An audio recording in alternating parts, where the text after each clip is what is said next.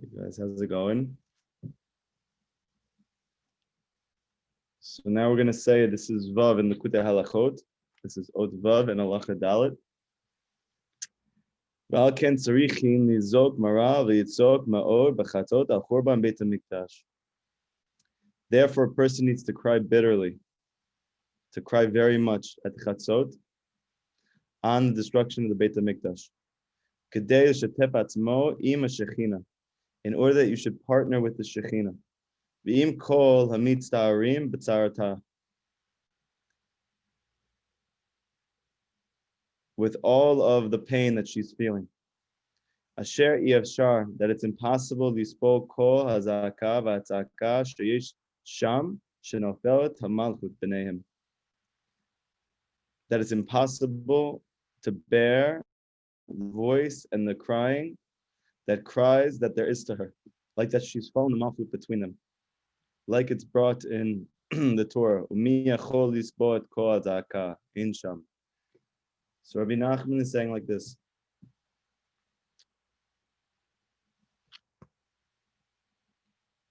The Shulchan Aruch brings that anybody who has Yirat Shamayim,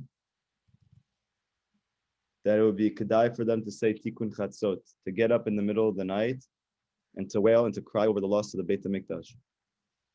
So we know that in the laws of mourning, you can only actually mourn for something at the maximum up to a year. But we've been mourning over the loss of this infrastructure, this building, for 2,000 years.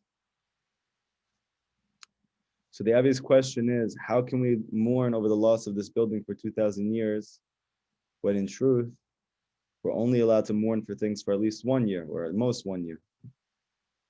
So I heard from my Rabbi, Rav Nachman, that his neshama should have an aliyah, that just like Yaakov Avinu mourned for Yosef for 20 years, and the reason why he mourned was because he never really died. So what was the reason he was able to mourn over Yosef? Because in truth, he never passed away. So how could it be that a person never naturally processes the death of a loved one? Only could be if they never actually left. So we learn from Yaakov mourning over Yosef how the Jewish people have been mourning over the Beit HaMikdash, because Rabbi Nachman and Rav Nachman explain that the Beit HaMikdash and Yosef are one concept. That Yaakov represents the Jewish people, and he's crying over the loss of the Beit HaMikdash, meaning over the loss of the Tzadik, the genuine Tzadik in the world, who's going to bring the complete revelation of godliness in the world. Just like when you went to the Beit HaMikdash, and when you got there, you saw the Shaheena, you saw the revelation of godliness, which was the source of all peace, the source of all health, the source of all sustenance and livelihood, and the source of all consciousness that exists above this world, that transcends this world. You would see it in the Beit HaMikdash, just like Rabbi Nachman explains, you see it when you're by the Tzadik. There's a famous story in the Baal Shem Tov. One of his followers, one of his biggest followers, one of his biggest students, who actually is the person who Rabbi Nachman was named after. That was his grandfather. His name was Rav Nachman of Horodanker. He was the Rav of the city of Horodanker. And this was near Mezhibush, where the Baal Shem Tov lived. And ultimately, Nachman ended up going to Mezhibush to be and to learn by the Baal Shem Tov. That's a story in and of itself. But ultimately, he became one of the most highest level of his students, the most committed, the most learned, and the most influential. This is the reason why Rabbi Nachman was named after him. Now, he learned from the Baal Shem Tov the importance of the land of Israel, and how high and elevated is the land of Israel, because it's brought down in many places, especially in Kabbalah, that the land of Israel is not just a physical land, it's a space where God consciousness is revealed. And therefore, Rav Nachman of Horodanker got from his Rebbe that he should really move to the land of Israel. So he came to the Baal Shem Tov and he said to him, I want to move to the land. He said, I hear you, beautiful, but I want you to go to the mikveh first. He said, okay, why am I going to the mikveh? He said, when you go into the mikveh, I want you to picture the land of Israel. So he said, okay, great. So he's excited because he feels like this mikveh experience he's gonna see something, and then he's gonna want to go to the land, and he's gonna be able to go.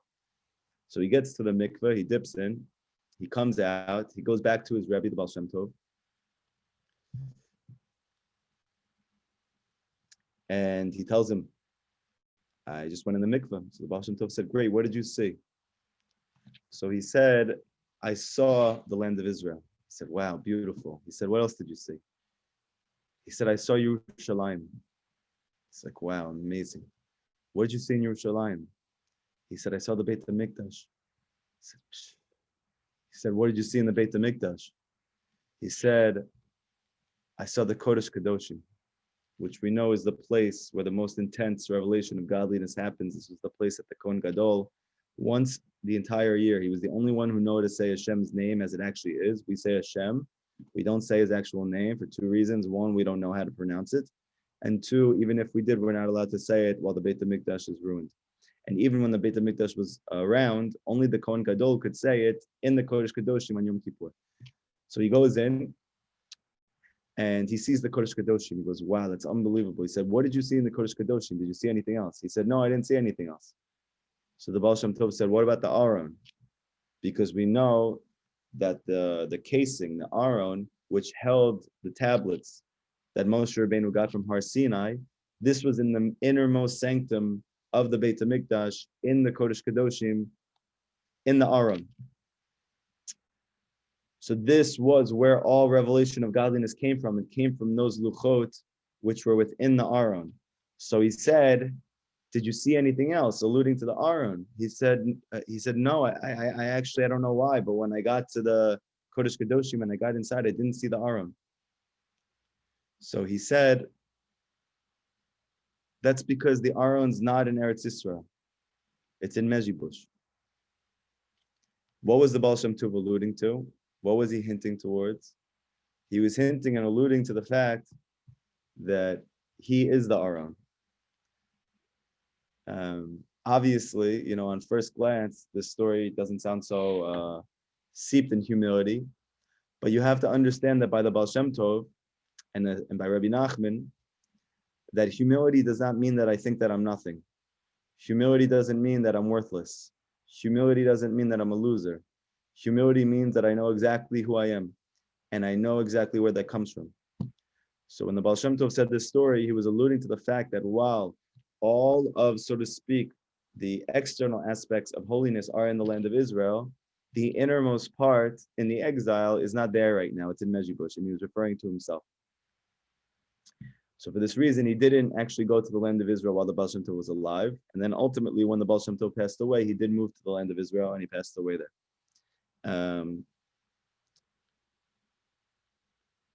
But the point is that the Beit HaMikdash represents the revelation of godliness in the world. And that revelation of godliness in the language of Kabbalah is called the Shaheena. So when Hashem is revealed, the Shaheena is there. When the revelation of godliness is concealed like it is right now, especially so much now, the most intense, the hastar, b'toch hastar, the concealment within the concealment, right before the Mashiach comes, at its greatest peak right now. So the Shaheena is completely in exile, meaning the revelation of godliness is in exile. And the way that the Zohar speaks about the Shaheena is that she's a female, meaning, so to speak, she has her own voice. This revelation, so to speak, is pained over the fact that she's captured by the Sitra Achra, that she is not able to show herself to her children, to the Jewish people. And for this reason, she's constantly crying until the Geula happens. This is alluded to by Rachel Imenu, that she's the only one of the foremothers and forefathers who was not buried in the cave of Machpelah.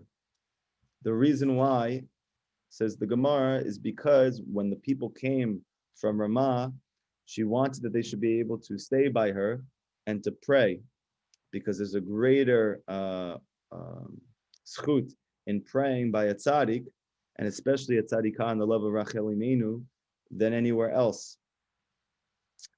But the deeper reason that she's buried outside of the land of Israel is because, or so not out of the land of Israel, but out of Yerushalayim, or out of the place of the cave of Machpelah, where all the other tzaddikim, her husband, is buried, is because in Kabbalah it's explained that Rachel is the physical manifestation of the Shaheena. So the Shaheena, just like she leaves in exile with the Jewish people, when they're not in Yerushalayim, she will not be there because she's always with us. And when Bezrat Hashem, we all come back to Yerushalayim, and there's Mashiach and there's Geula, then Rachel, the Shaheena, is going to come back with us. This is the deeper reason why some of the biggest Siddiqim in the world, let's say Rabbi Nachman and the Baal Shem Tov and the Lubavitcher Rabbi, they prefer not to be buried in the land of Israel or not to be moved to the land of Israel, even after they passed away, because they understand that in some ways they are a revelation of the Shaheena in the world. And just like Rachel Imenu wouldn't have wanted to be buried in the cave of Machpelah as long as her children were in exile, because she wanted that her zchut should be more felt outside while they were still there, so too really big Siddiqim have made this choice as well, which is a very big sacrifice, one that's hard to imagine actually. So we're saying that the Shaheena, so to speak, she's crying, Rachel is crying over the fact that the Beit HaMikdash is not there, over the fact that the Tzadik is in complete concealment, and we don't experience his light, we don't experience his good, we don't see the revelation of godliness. The Ikar Hatzaka Tzarichim Nitzok Biyoter Al Istakut Tzadikim Amitim. And this is what Rav Nachman says right now. That the essence of the tears that need to be cried, all the more so than even the building, is the departure of true tzaddikim from the world. Rabbi Nachman says in the 7th Torah of Likutey Run that the entire Geula is dependent on Amunah, the revelation of Amunah Shlema. And the entire reason for the Galut, for the exile, is the hiding or the concealment of Amunah personally in a Jewish man, Jewish woman's life, and even in the non-Jewish world. And collectively within Klal Yisrael, the departure of real Amunah. And if we were to have this, we would have Geula. But Rabbi Nachman says, why is Amunah in exile? Because he says that Amunah is dependent on truth. And as long as the truth is in exile, meaning that God consciousness is in exile, the fact that everything comes from Hashem, everything is from Him, everything is because Hashem loves you for the best in order to bring you closer to Him.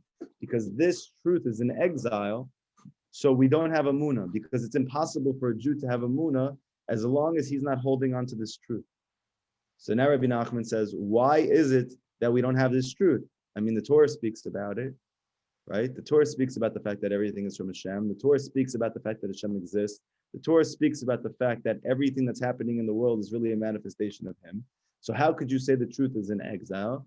So he says, because this truth, for you to internalize it, is dependent on Eitzot of true tzaddikim, the advice of real tzaddikim. Why? Because he says that the Torah itself is a light which a person is not able to internalize just by trying to taste it. He needs a real tzaddik who has become so immersed in that wisdom, who has completely nullified himself to the reality which is called the Torah, that he himself, so to speak, acts as a filter. And that tzaddik who has nullified himself of his ego completely can then take the light of the Torah and then give you practical advice in your life to be able to draw down that light. Rabbi Nachman says there that that advice is connected the 613 mitzvot. That just like the Arizal and the Zohar say that all the mitzvot are really filters for the endless light of Hashem, so too the advice of true tzaddikim are connected those mitzvot.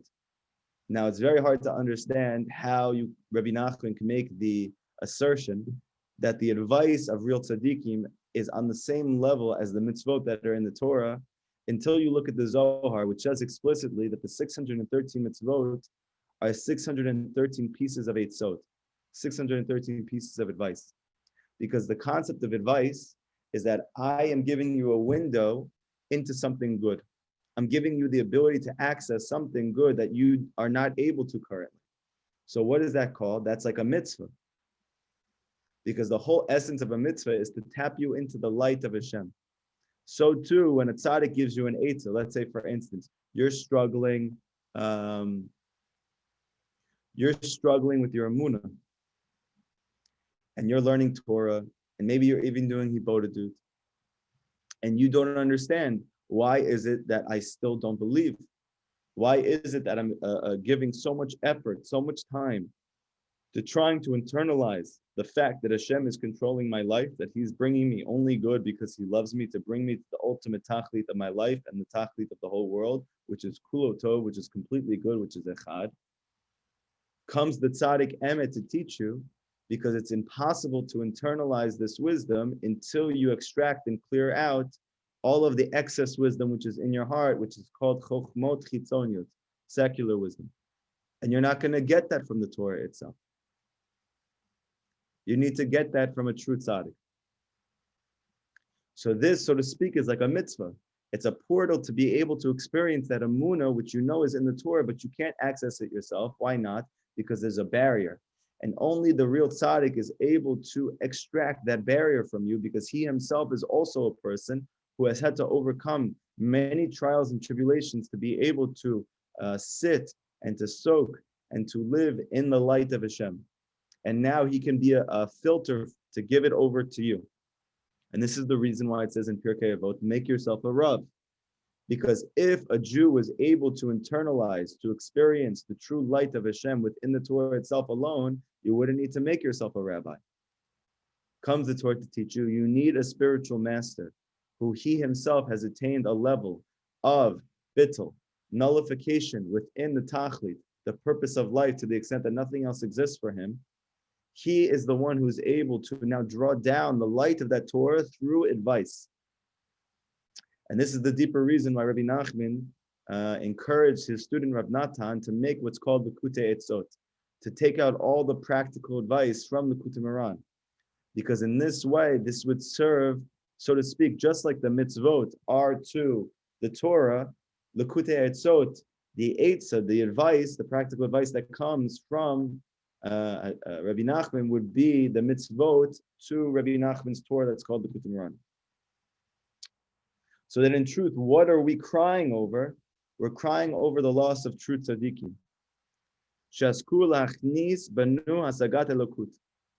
That they are busy with entering into perceptions of God consciousness and drawing them into us. And if they're gone, there is no way for us to be able to draw da'at into ourselves, to be able to draw in God consciousness.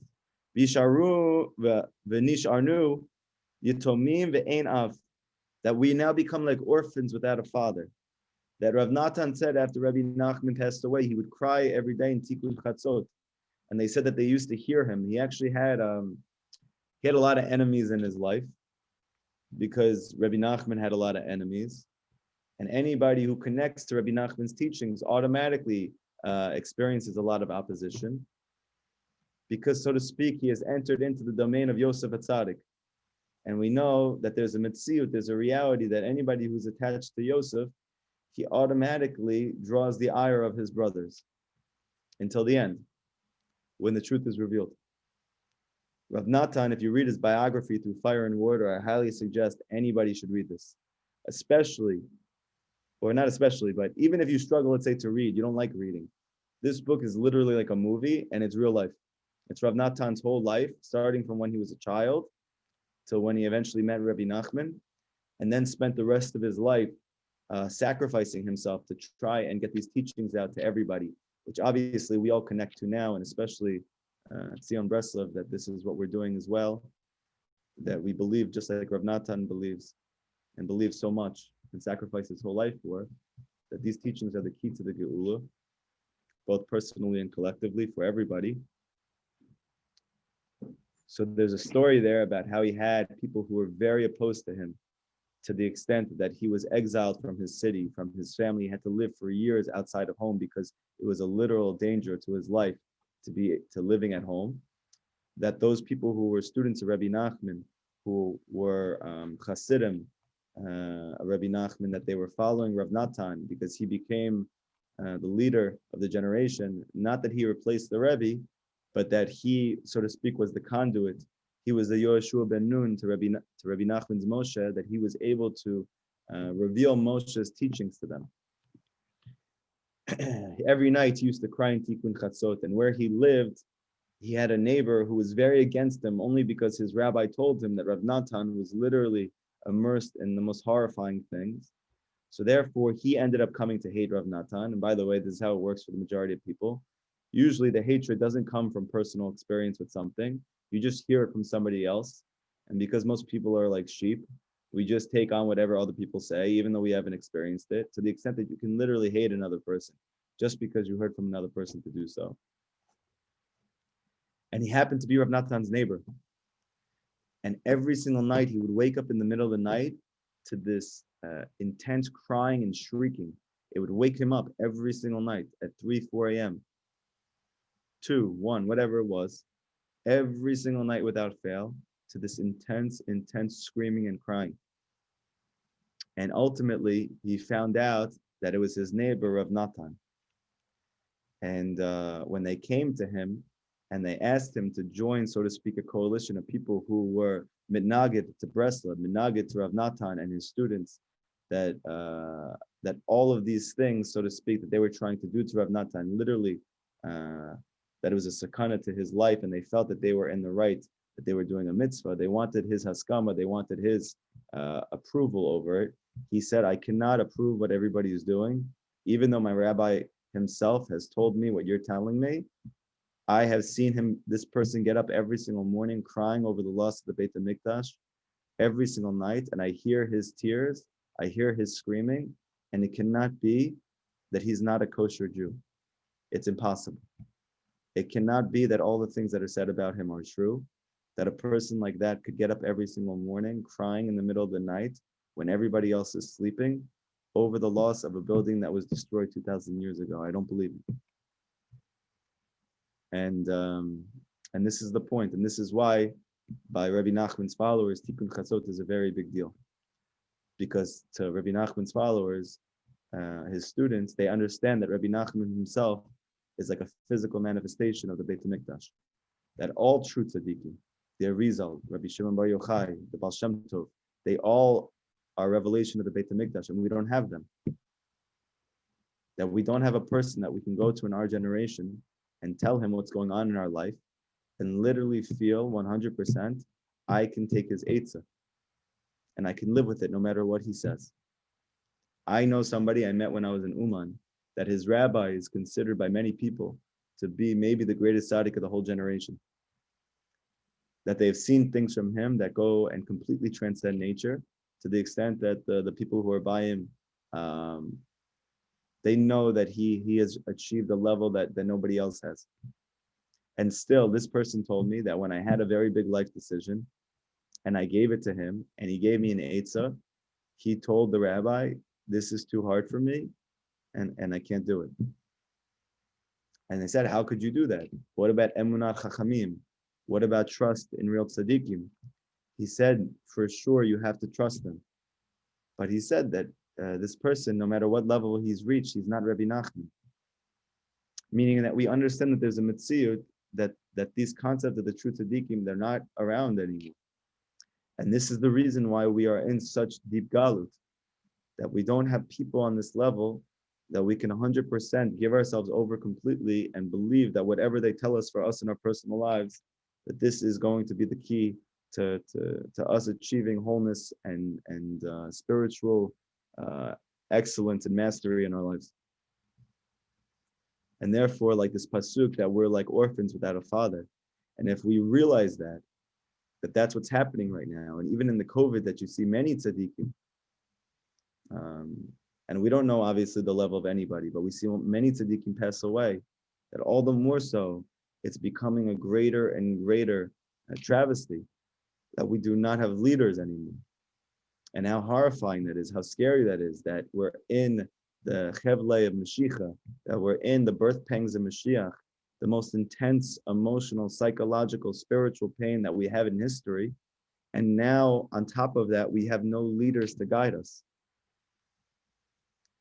So if a person really internalizes what that means, and what that means in their own personal life, because this is really the cause of all their own suffering. Because Rabbi Nachman says, what's the cause of suffering? That a person doesn't know that everything comes from Hashem. Why doesn't he know that? Because he's not receiving those revelations of godliness from a true tzaddik. And why isn't he receiving those? Because they're not here. So for this alone, you could cry. And Rabbi Nachman says, you must. Because a person needs to desire, to run after, to search after very much a true tzaddik like this, that he can fill you with the perception, with the internalization, that everything in your life is from Hashem, is for the ultimate good. Therefore, a person, he needs to cry and he needs to scream out very, very much before Hashem Yitbarach, that he needs to scream and cry over this very, very much every single night. Shiachus v'yarachem aleinu. V'chazir lanu hatara liyoshna lechazor v'yishlach lanu mehira tzadikei hemet shishtadlu b'takunotenu. That we should ask for Hashem's compassion and for His empathy on us, to return to us our crown, to return to us and to send to us quickly true tzaddikim who are only busy with our complete and total rectification, healing, remedy, healing. V'ya'iru banu hasagot elokut, to illuminate us with perceptions of godliness. Lavi'enu el hatachlit atov, to bring to us the complete purpose of our life that's only good. Asher lachach notzarnu, with which Hashem created us. Asher iyashar, that it's impossible lizkot lezeh. It's impossible to cry on this. Ki im ayadeh atzadik emet agadol b'maleh ma'od ma'od. Sorry, that it's impossible to merit to this, except through the true tzaddik, the true great tzaddik, who is elevated very, very, very much. Shesh lo koach lerapot cholim medukaim. That there is to him the koach to literally heal those people who are sick and who are in pain, b'chalyei nefesh, with the greatest illness, with the greatest pains. Those are the pains of his neshama. Those are the pains of the exile of his God consciousness, the sleep in which he's engaged in which he doesn't see good in his life. He doesn't see Hashem in his life. Kemono hayom b'gvot b'shicha. Like today that we are in the heels of Mashiach, kasher yodeh kol echad b'nafsho, such that is known to everybody in their nefesh, in their soul. Meaning he's saying that everybody, whether they are conscientious of it or they're not conscientious of it, every personal person knows in the recesses of his own heart and his own soul how much pain he's in. And Rav Nachman is saying now that person's not in pain from his financial issues, even though he thinks he is. He's not in pain from his health issues, even though he thinks he is. He's not in pain over his family issues, even though he thinks he is. He's not in pain over his issues at home with his wife or his husband, even though he or she thinks they are. Not in pain over the fact that they're not married, even though he or she thinks that they are. Not in pain over the lack of their children going in a way in which they hope that they would, even though it feels and it truly is experienced as if that's the problem. But Rav Nachman is bringing, based on Rabbi Nachman, that the real cause of the suffering, those are just the symptoms. The real cause of the illness is that person does not have perceptions of godliness in his life. He does not experience true hasagas of Elokut. And what's the reason? Because true tzaddikim are not here anymore. And he does not have a true tzaddik in his life. Because if he did, he would see that these things are from Hashem. And not just that they're from Hashem, he would experience in his heart that therefore these things are good because they're bringing him to the ultimate good. And they're also bringing that person to the ultimate good. Not in theory, not in conjecture, but in reality. And this would bring you to simcha even now. But now we don't have this. And this is becoming more and more intense. That Rav Nachman said this 200 years ago. Can you imagine now with the loss of all the Tzadikim from the past 200 years, that who's left?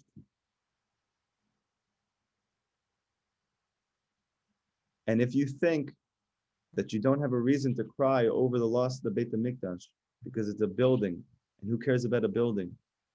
That you don't have a reason to cry over something that was lost thousands of years ago, when it's hard for you to even cry over something you lost as a child 20 years ago, even though it's still affecting you now. So you have to understand that the building is not what you think it is. The Beit HaMikdash is not what you think it is. The Beit, the house, a house is always a space. Mikdash means the place of Kedusha, the place of godliness. So it's a house which is a space which holds all the revelation of godliness, meaning that's where all Hasaga Elokut takes place. And the true Tzadikim, they are like the Beit HaMikdash, and that when you're by them, they are also revealing to you godliness. That you feel from them that Hashem is helping me, that you feel from them that Hashem is healing me, that you feel from them that Hashem is ultimately caring about me, loving me, and bringing me to the best place that I can be. That I have no doubt when I'm by this Tzadik, because this Tzadik is mamish, like the Baal Shem Tov said, that's because that the Aron is in Mejibush. But there's no Aron now in Mejibush. There's no Aron now in Uman. There's no Aron now anywhere. Because all the true tzaddikim are gone. And this is very sad. Because all of our suffering and the depth of the exile is coming not from the COVID, and it's not coming from the economy tanking. It's not coming from all of our psychological distress. It's coming from the fact that there are no true tzaddikim, that the Beit HaMikdash is destroyed. Anybody have any questions from today's lesson?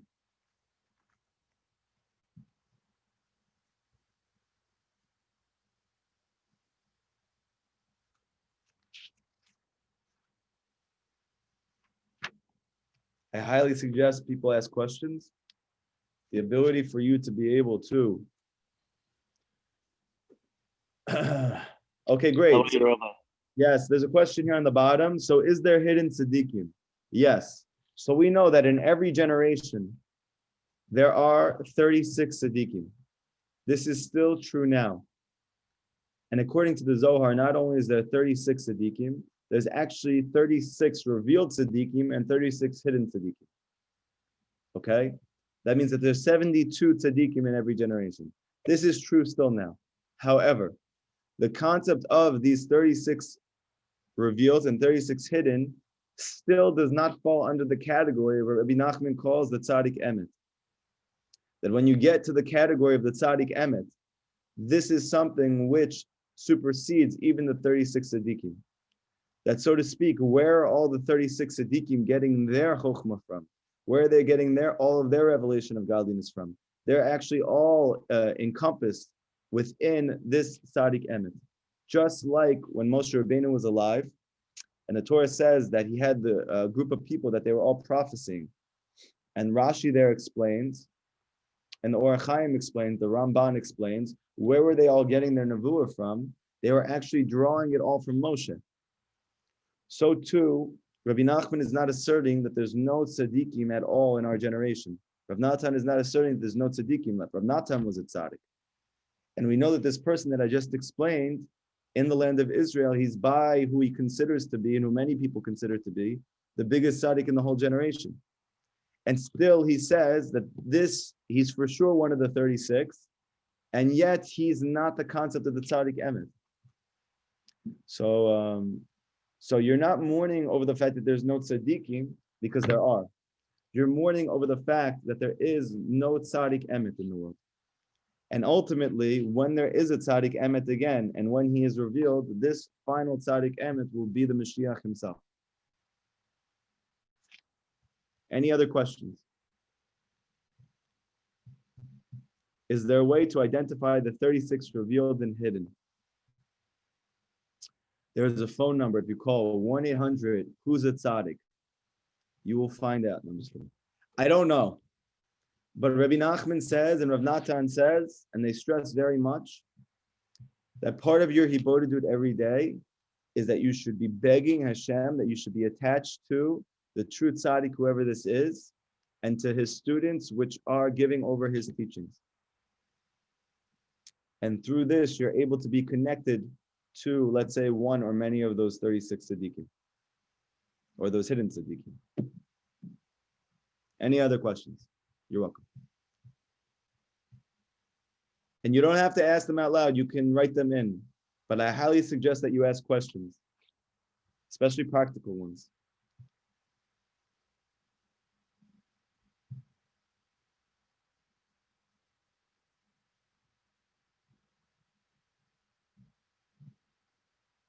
I will tell you also, just so you know, when is Chatzot right now? So Chatzot is actually very early. It starts at about 12.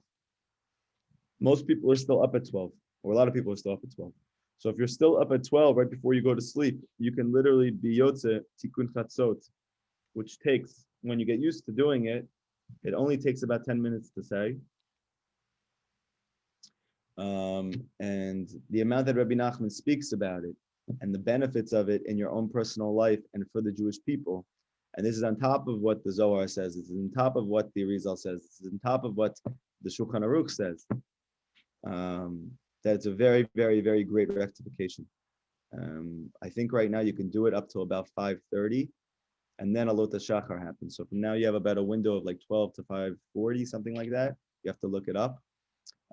So whether you get up early or you go to sleep late, Bezrat Hashem, you should be able to Makayim doing this. And if not, you should pray to Hashem to be able to do it. It's a very, very great tikkun. Rav David, Yes, it's also called Tikkun Chatzot. that's what we just said. Yes, for sure.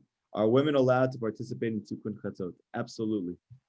Every woman for sure is able to do tikkun chatzot, just like men are able to do tikkun chatzot. Obviously, if you have a family and you have children, and you feel that you're getting up in the morning or going to sleep late is gonna interfere with your ability to, so to speak, be the best mother and wife you can be, so then Hashem doesn't want that.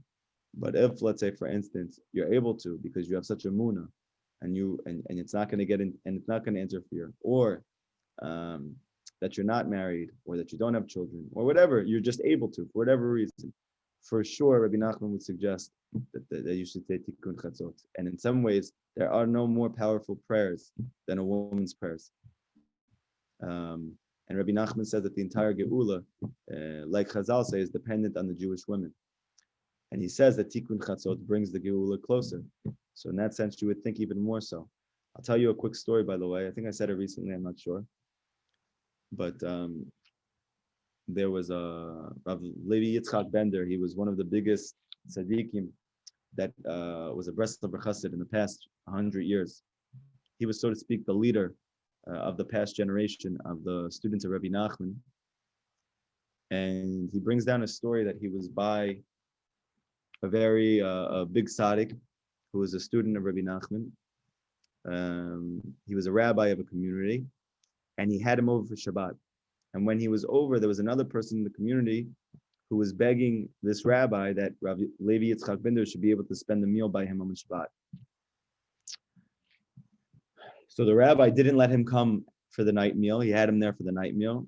And the rabbi also didn't let him come for the morning meal, and didn't let him come for the third meal as well. So Rav Levi Yitzchak Bender figured, he's just not going to be able to get to that person's house for a meal. But then, when Mulava Malka came, he was still begging the rabbi to have him over his house. So he said, "Okay, fine," because he wasn't having a big Mulava Malka, so he said he can come by. So now Rav Levi Yitzchak Bender comes to this person's home, right? A very simple Jew, who wanted him over from Mulava Malka. So he thought it would be like an amazing Mulava Malka. And we know that by Chassidim, and specifically Breslov Chassidim, Mulava Malka is probably like the most fire time of the whole week in terms of the intensity of the meal, of the celebration, of the Torah that is given out, and in the simcha that's happening, of the meal.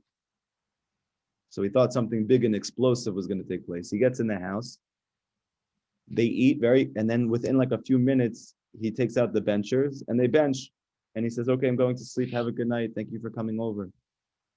And obviously, it's pretty weak. He was expecting something a lot more, but he didn't judge him, and he thought, there's probably reasons for this. So he's like, okay, so I'll go to sleep also. I didn't love a malka. That was it. I'm gonna go to sleep. He's not having a meal. I'm not gonna stay at myself and have a whole celebration in this person's house. He goes to sleep, and just a few hours later, he hears screaming and crying in the house. So he gets up because he doesn't know what it is. He walks outside, and he sees that this person, this simple Jew, who had him over from Lava Malka, who was begging to have this rabbi over his house for one of the meals, was standing in the corner of his house crying, sobbing, and screaming in Tikkun Chatzot, and that all of his children were in another corner of the house doing the same thing. And he was so moved by the whole experience, and he realized why he wasn't doing a long, drawn out, happy, excited Melava Malka was because every single night, this person and his children all get up in the middle of the night at 2, 3 a.m. to scream and cry out to Hashem over the loss of the Beit HaMikdash, over the loss of the true Tzadikim in the world. Just to show you the genuineness and the conviction of those students of Rabbi Nachman, how important it was for them to do Tikkun Chatzot and to give this over to their family as well. What's the Thursday night Tikkun and how can women do it? The Tikkun Chatzot is the same every single night. There's no special Tikkun for Thursday. However, there is a concept on Thursday, an inyan of staying up later and learning and praying even more. However, what we're speaking about here is something that applies every night, except for Shabbat and except for certain Chagim, in which case either you don't say Tikkun Chatzot at all, or you only say Tikkun Leah, which is half of Tikkun Chatzot. So for anybody who doesn't know, Tikkun Chatzot is something that was created by the rabbis, specifically by the Kabbalists in the Arizal, and it's called Tikkun Rachel and Tikkun Leah. The most intense part of it, or the most mourning, comes through Tikkun Rachel, and then ultimately it starts to turn into a yearning as opposed to a mourning, and that's with Tikkun Leah. So therefore, on those days that are besimcha, on those days that are joyful, we don't say Tikkun Rachel, but we do say Tikkun Leah. So you could still be Yotzei Tikkun Chatzot on those days. But on Shabbat, we don't say Tikkun Chatzot at all, because Shabbat, says the Zohar, is the concept of the revelation of the true Tzadik, that the Tzadik is called Shabbat. This is the reason why the Jewish people only started to keep Shabbat at the suggestion of Moshe Rabbeinu to Paro, that they keep Shabbat. Meaning it was in the schut of Moshe that they had Shabbat, because Moshe himself is Shabbat. That when we're praying that the Shaheena should be revealed in the world, we're praying that Moshe Rabbeinu should come back and be our Mashiach and bring the Geula. Any final questions? Okay, everybody have an amazing day. Tonight there is no shiur. Tomorrow we're going to have another class at 10:30 a.m. Make sure that you come, tell your friends about it during the day. And then tomorrow night is our Kutum Run shiur, our once a week Kutum Run shiur. It's going to be tomorrow night for men at Od Yosef Chai, 9 p.m. And it goes for about an hour. It's an amazing, amazing class. I suggest anybody who sees this should come. And if you're a woman, you can watch at home on Zoom, or if you're not local, you can watch at home on Zoom. Okay? Everybody have an amazing day. And Bezrat Hashem, we should all be able to truly, truly understand that all of our trials and tribulations are not coming from what it looks like, but they're actually coming over the loss of the fact that we don't have real tzaddikim anymore. Not real tzaddikim in the sense that we don't have tzaddikim, but this tzaddik emet, this concept of a person who has achieved such a high level that his whole entire being is bound up with only the tikkun of the Jewish people and of you personally, and that he has the koach to do it. Everybody have an amazing day.